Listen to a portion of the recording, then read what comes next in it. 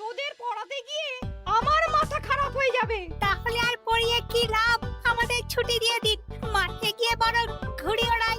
কি পণ্ডিত, ছাত্রছাত্রীরা পড়াশোনা কেমন করছে? ওরা পড়াশুনো করে কোথায়? বাড়ি গিয়ে কেউই বই খুলছে না। মানে বই পড়ে না? না, এই যে গুলটেকেই দেখুন, 1 থেকে 50 অবধি মুখস্থ, কিন্তু তারপর বলতে গেলেই হোঁচট খায়। আচ্ছা গুলটে, 51 থেকে বল দেখি। 51, 52, 53, 54, 55, 56, 57, 58, 59, 60, 61। 57, 59, 60, সেগুলো আবার কি? 61 আগে তো 60 হবে। 41 এর আগে যেমন 40 হয়, 31 এর আগে যেমন 30 হয়। তুই কি নতুন করে বই লিখছিস নাকি সংখ্যা আবিষ্কার করছিস? না, বই পড়তে ভালো লাগে না। পণ্ডিত, এদের মা বাবাকে ডেকে বোঝাও, শুধু ঘুরে বেড়ালে চলবে, পড়াশোনা করতে হবে তো। আচ্ছা মহারাজ, আপনি যখন এত করে বলছেন, এবার থেকে আমরা মন দিয়ে পড়াশোনা করব। হ্যাঁ, আর বলিস না, তোদের গিন্নিমা আজকে চুনো মাছের চচ্চড়িটা যা বানিয়েছিল না, আহ, পুরো মাখন। গিন্নিমাতে এতদিন জানতাম সরষের তেল দিয়ে রান্না করতো, এখন কি মাখন দিয়ে রান্না করছেন নাকি? আরে দূর, মাখন দিয়ে রান্না করবে কেন? যাই হোক, বাদ দে। উফ, বিকেল বেলা আমাদের বাড়িতে চলে আসিস, তেলে ভাজা দিয়ে মুড়ি খাবো। আর সাথে একটু পেঁয়াজ কুচি আর শসা থাকলে একেবারে জমে যাবে। এ কি মন্ত্রী, তুমি এখানে দাঁড়িয়ে দাঁড়িয়ে গল্প করছো, কোনো কাজ নেই? রাজসভা তো একটু পরে শুরু হবে, তাই একটু ফাঁকা সময়ে। বুঝেছি। বেশি বকবক না করে রাজসভায় এসো, আজকে একটা গুরুত্বপূর্ণ আলোচনা আছে। ঠিক আছে, আমি আসছি। তাহলে বিকেলে চলে আসিস। হ্যাঁ হ্যাঁ মন্ত্রীমশাই, একদম চিন্তা করবেন না।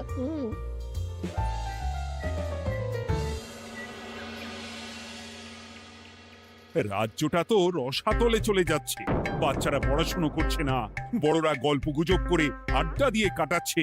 কি করা যায় কিছুই তো বোঝা যাচ্ছে না। কে গল্প গুজব করে আড্ডা দিচ্ছে মহারাজ? কে আবার? আমাদের মন্ত্রী। আমি নিজের চোখে একটু আগেই দেখলাম, বটা ঘটার সাথে সকাল সকাল গল্প জুড়েছে। তাহলে এটা বোঝা যাচ্ছে যে মন্ত্রী মশাইয়ের তেমন কাজ নেই, আর কাজ যখন নেই তখন মন্ত্রী মশাইকে রাজসভায় রাখারও দরকার নেই। হ্যাঁ মহারাজ, গোপাল এটা ঠিক কথা বলেছে। মন্ত্রী মশাই তো কাজের মধ্যে দুটো জিনিসই করেন, অকাজ আর কুকাজ। একদম বাজে কথা বলবে না। গোপালের কথা শুনে এখন আমার নিন্দা শুরু করেছো, তাই না? এই থামো থামো থামো থামো, আমাদের রাজ্যের উন্নতির জন্য একটা সমাধান করা দরকার। এই সময় নষ্ট করা বন্ধ করতে হবে। তাহলে মহারাজ, সবাইকে ফাঁকা সময়ে বই পড়তে হবে, পড়াশোনার মধ্যে থাকতে হবে, কারণ জানার কোনো শেষ নেই। তাহলে কি করা যায় বলো তো গোপাল? আমাদের রাজবাড়ির যে গ্রন্থাগার আছে সেটা তো বহু বছর ধরেই বন্ধ, ওটা খোলার ব্যবস্থা করুন মহারাজ। হ্যাঁ মন্ত্রী, তুমি নিজ দায়িত্বে গ্রন্থাগার খোলার ব্যবস্থা করো। অনেক দিন ধরে ধুলো ময়লা জমে আছে, সব পরিষ্কার করবে, আর পরিষ্কার হয়ে গেলে তোমরা সবাই গ্রন্থাগার থেকে বই নিয়ে পড়বে। বেশ। মন্ত্রী মশাই ভালো ভাষার ফেঁসেছেন। হ্যাঁ, জীবনটা তো শুয়ে বসে গুলতানি দিয়ে কাটিয়ে দিচ্ছেন, না হয় একটু কাজ করবেন আর কি। আর হবে না গল্প গুজব, হবে না ঠাট্টা হাসি। গ্রন্থাগার সাফ করতে গিয়ে মন্ত্রীর হবে হাঁচি কাশি। কথাটা বেশ ভালো বলেছে বিজ্ঞানী। ওনার দুটো কাজ, অকাজ আর কুকাজ। সে তো তুমি প্রসঙ্গ আনলে তাই। বেটারা আমাকে নিয়ে রসিকতা করছে। এই গোপালের বড্ড বার বেড়েছে, এমন চাল চালবো যে কেঁদে কুল পাবে না।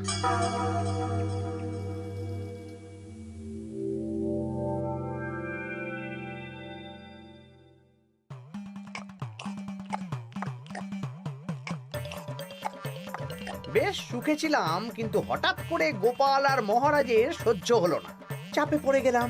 আমরা আপনাকে চাপমুক্ত করব, বলুন কি করতে হবে? আমি সব ভাবনা চিন্তা করে ফেলেছি, এখন তোদের আমার কথা মতন কাজ করতে হবে। আসতে পারি মন্ত্রী মশাই? হ্যাঁ, এসো এসো। ইনি তো চিত্রশিল্পী, এনাকে দিয়ে কি হবে? ইনিই তো আসল কাজ করবেন। শোনো, তা গোপালকে ভালো করে দেখে নিয়েছো তো?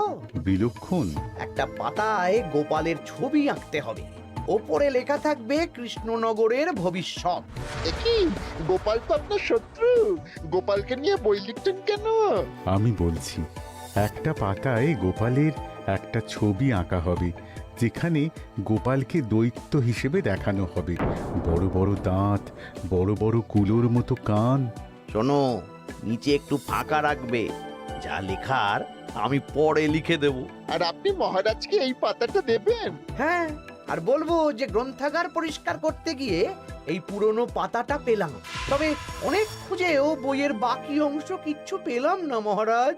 মহারাজ ওখানে দৈত্য বেশি গোপালকে দেখে ভাববেন রাজ্যের বড় বিপদ আসতে পারে, আর গোপালকে কোনো কারণ ছাড়াই তাড়িয়ে দেবেন। একদম তাই। কিন্তু একটা সমস্যা আছে। আবার কি সমস্যা? পুরনো পাতা বোঝাবেন কি করে? ছবি আঁকা হয়ে গেলে পাতাটা দুদিন রোদে ফেলে রাখবো, তারপর পাতার ধারগুলো একটু আঁকা বাঁকা করে কেটে দেব, সাথে আগুনের হালকা তাপ দিলে সাদা পাতা খুব তাড়াতাড়ি পুরনো দেখাবে। এটা ঠিক বলেছেন। আচ্ছা চিত্রশিল্পী, তাড়াতাড়ি ছবি এঁকে ফেলো। আমি কালকে সকালেই দিয়ে দেব। বেশ বেশ। আর বটাঘটা, তোদের কালকে থেকে একটু আমার সাথে হাতে হাতে কাজ করতে হবে। হ্যাঁ, সে আমরা আপনার সুখে দুঃখে পাশে থাকবো।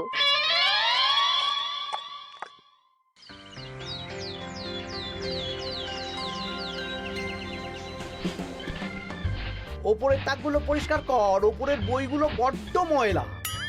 কি মন্ত্রী, কাজ হচ্ছে? কাজ করছেন না, বরং কাজ করাচ্ছেন। কাজ হওয়া নিয়ে দরকার, যে আমি করি বা অন্য লোক, তাতে কি যায় আসে? যায় আসে মন্ত্রী মশাই। আমাদের এই গ্রন্থাগারে এত দামি দামি প্রাচীন দুষ্প্রাপ্য বই আছে, যদি কোনো বই চুরি হয়ে যায় তার দায় কে নেবে? এটা গোপাল ঠিক বলেছে। আমি তো এখানেই আছি, বটাঘটা সাহস আছে নাকি বই সরানোর? বেশ, তাহলেই ভালো।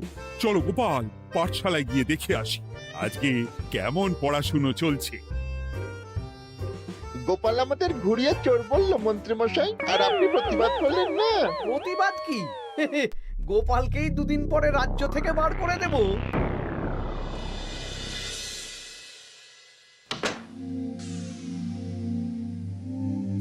মন্ত্রীমশাই, ছবি আঁকা হয়ে গেছে।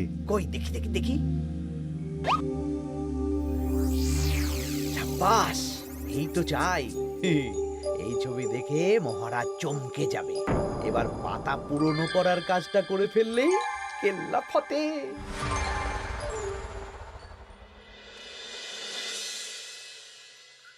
তা মন্ত্রী, গ্রন্থাগার পরিষ্কার করার কাজ শেষ? হ্যাঁ মহারাজ, তবে তবে কি?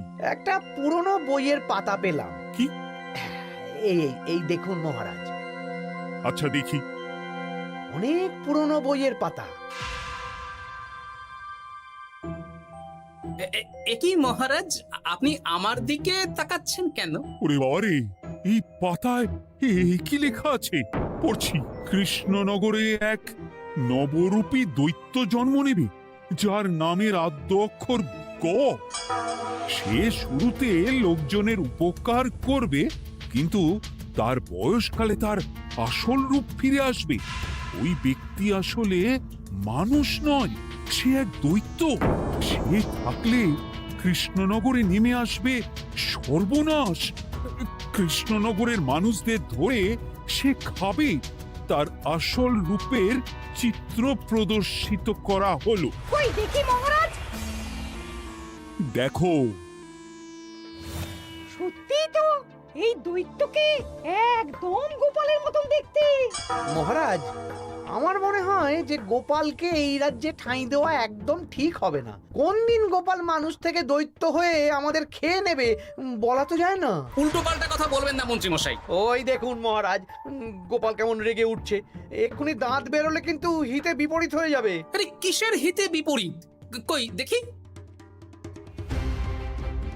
দেখো দেখো, এ তো কোনো দুষ্প্রাপ্য বইয়ের পাতা, তাই মিথ্যে কথা লেখার সম্ভাবনা কম। বিশ্বাস করুন মহারাজ, আমি দৈত্য নই, আমাকে ফাঁসানো হচ্ছে। গোপালকে দূর করুন মহারাজ। কোনো অঘটন ঘটে গেলে কিন্তু আমাকে বলতে পারবেন না যে আমি আগে থেকে সাবধান করিনি। হ্যাঁ গোপাল, তুমি আর এই রাজ্যে থেকো না, আজ রাত্রেই চলে যাও। আমি জানি তো মানুষ অবস্থায় অনেক উপকার করেছো বা করছো, কিন্তু দৈত্য হয়ে উঠলে তখন রাজ্যের মানুষকে কি জবাবদিহি করব বলো? বিশ্বাস করুন মহারাজ, আমি মানুষ। চপ! এই কে আছো? গোপালকে ঘাট ধাক্কা দিয়ে বের করে দাও। যেন আজকের পর এই রাজ্যে আর না দেখি। মহারাজ এসব বিশ্বাস করলেন? মন্ত্রী মশাই জোর খাটালেন যে, কি আর করা যাবে। এখন যতদিন না কোনো উপায় হচ্ছে, এই রাজ্যের বাইরেই থাকতে হবে। তবে তবে কি? একটা সন্দেহ হচ্ছে, বুঝলে। আগের বছর যখন বেতন বেড়েছিল, রাজসভা থেকে একটা চিঠি দিয়েছে, সেটা আছে? হ্যাঁ, আছে তো। দাও তো, যাওয়ার পথে একটু বিজ্ঞানীর বাড়িতে যাব, বুঝলে।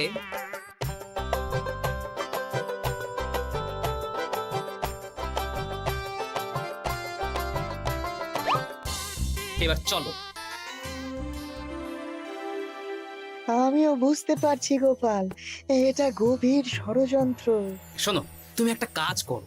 ওই পাতার লেখাটা দেখে আমার মনে হলো হাতের লেখাটা খুব চেনা চেনা। তুমি একবার এই চিঠিটার সাথে মিলিয়ে দেখো তো। মন্ত্রী মশাইয়ের হাতে লেখা চিঠি। বেশ, আমি তাহলে কায়দা করে পাতাটা নিয়ে এসে পরীক্ষা করব। তা কোথায় থাকবে এখন? কদিন ওই শ্বশুর বাড়ি, আর আমি তোমার সাথে দেখা করার জন্য রোজ রাতে আসবো। বেশ।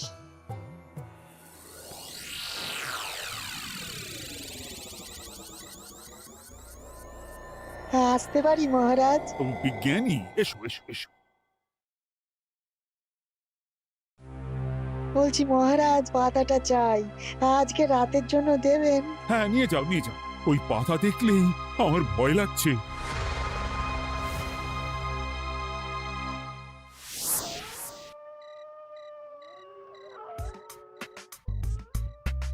এ তো হাতের লেখা হুবহু এক। একদম মিলে যাচ্ছে। তার মানে এই হাতের লেখা মন্ত্রী মশাইয়ের, আর এই বই রোদে ফেলে রেখে হলুদ করা হয়েছে। আসতে পারি বিজ্ঞানী? এ কি, এ কে তুমি?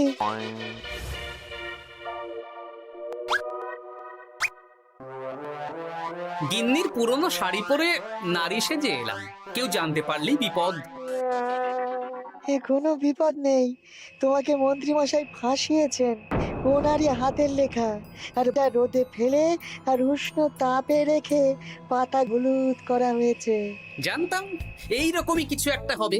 তাহলে কালকে সকালেই রাজসভায় সব খোলসা করে দিই।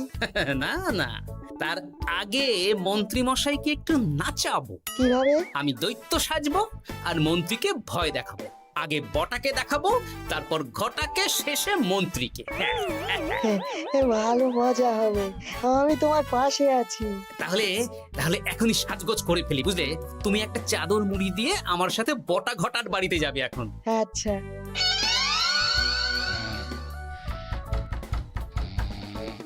হে, এক ঘটা দেখ না।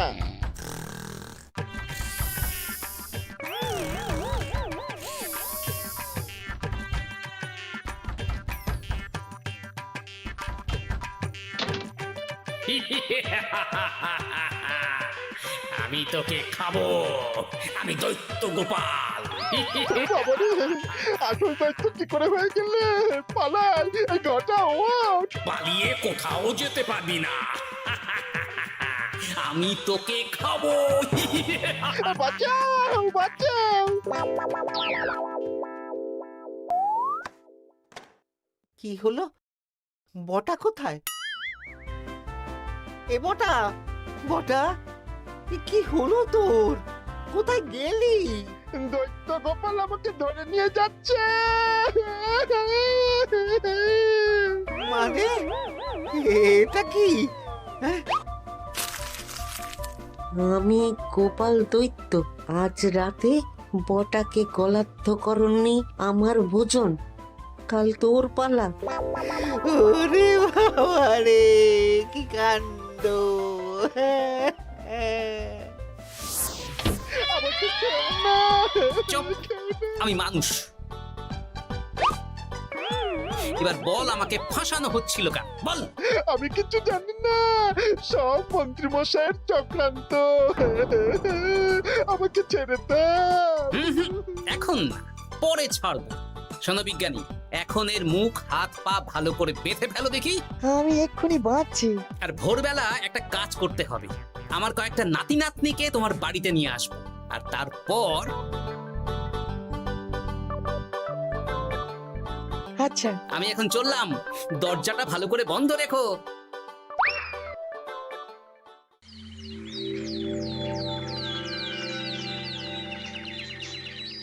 কি সব উল্টো পাল্টা বলছিস? সত্যি কালকে গোপালের দৈত্য এসেছিল। আরে গোপাল তো রাজ্য ছেড়ে চলে গেছে, আমি কড়া পাহারা বসিয়েছি। গোপাল এই রাজ্যে আর ঢুকতেই পারবে না। কিন্তু ওর দৈত্য এসেছিল। আরে দূর, তুই স্বপ্ন দেখেছিস। সকাল সকাল মাথা খারাপ করাস না ঘটা, কাজ আছে। সত্যি বলছি। চুপ!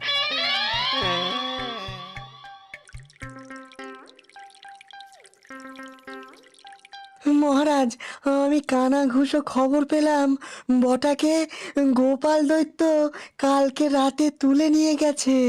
হ্যাঁ, আমিও তো তাই শুনলাম। কি সর্বনেশে দিন এলো! এতদিন তো এই বিপদ ছিল না। কালকে গোপালকে তাড়িয়ে দেওয়ার পরেই গোপাল দৈত্য হয়ে সব শুরু করলো নাকি? আরে দূর দূর, আরে গোপাল দৈত্য হবে কি করে?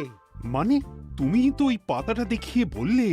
না মানে আমি বলতে চাইছি যে মহারাজ, গোপাল দৈত্য হয়ে এই রাজ্যে বিপদ আনতে পারে, কিন্তু সেটা তো এই রাজ্যে থাকাকালীন। এখন তো রাজ্যেই নেই, তাহলে আমি তো এর মাথা মুন্ডু কিছুই বুঝতে পারছি না। সর্বনাশ হয়ে গেছে মহারাজ। কি হলো পুটির বাবা? আজ সকালে গোপাল দাদার মতন দেখতে একটা দৈত্য এসেছিল আমাদের বাড়িতে, আর পুটি ট্যাপা পুচকে তুলে নিয়ে গেছে। এবার আমাদের কি হবে মহারাজ? এ কি সর্বনেশে কাণ্ড রে বাবা! দূর, কি সব বলছো? সত্যি পুটির মা সকাল থেকে কাঁদছে, সকাল থেকে হ্যাঁ, আজকে ওরা তিনজন পাঠশালাতেও আসেনি। এই সেরেছে। মহারাজ, গোপালকে তাড়ানোর পর থেকে তো দেখছি বিপদ শুরু হলো। এতদিন তো কোনো বিপদ ছিল না। সেনাপতি, তুমি তোমার প্রহরীদের নিয়ে গোপাল দৈত্যকে খুঁজে বের করার চেষ্টা করো। আচ্ছা মহারাজ। আর এই যে মন্ত্রী, বলুন মহারাজ। আজ থেকে রাজ্যের সব দোকান, বাজার, হাট অনির্দিষ্ট কালের জন্য বন্ধ থাকবে। সবাই বাড়িতে থাকো, ঢেঁড়া পিটিয়ে দাও।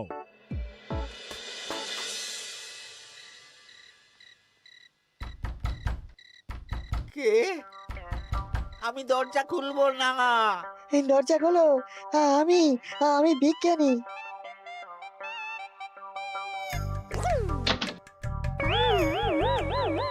এবার আমি তোকে খাবো। আমাকে ছেড়ে দাও, আমাকে ছেড়ে দাও, ছেড়ে দাও, আমাকে আমাকে ছেড়ে দাও। ছেড়ে না, ছিঁড়ে খাবো।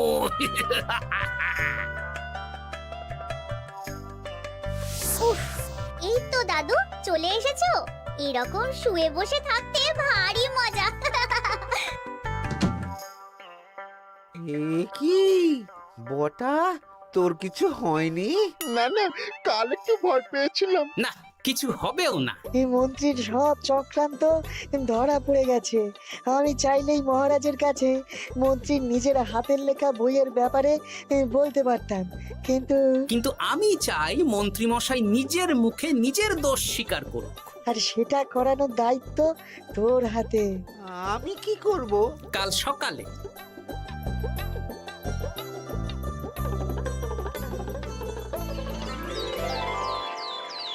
কালকে আবার ঘটাকে তুলে নিয়ে গেছে। ও সেনাপতি, তুমি কি করছো? আমি তো দেখতে পাইনি গোপালকে। দূর!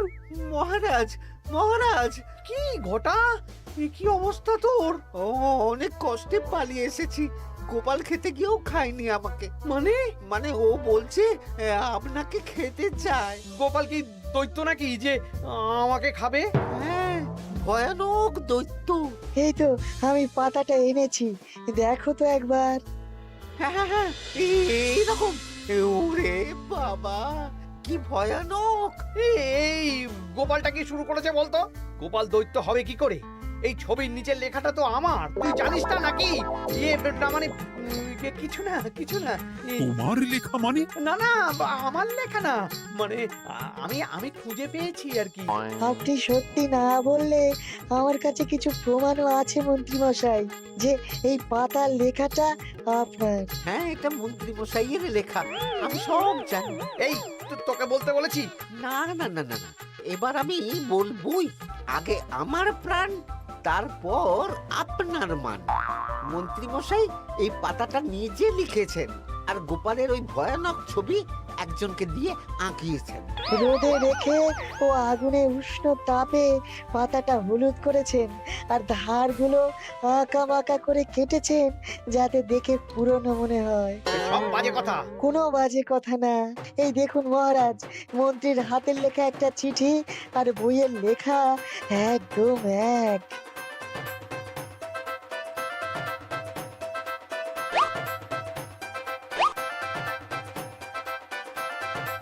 এ কি মন্ত্রী?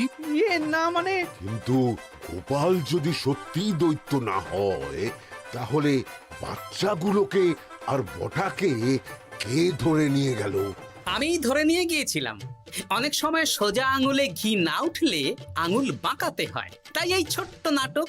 সবাই সুস্থই আছে। এবার মন্ত্রীকে আমি মেরে অসুস্থ করে দেব। সুস্থ মানুষকে দৈত্য বানিয়ে দিলে, হ্যাঁ?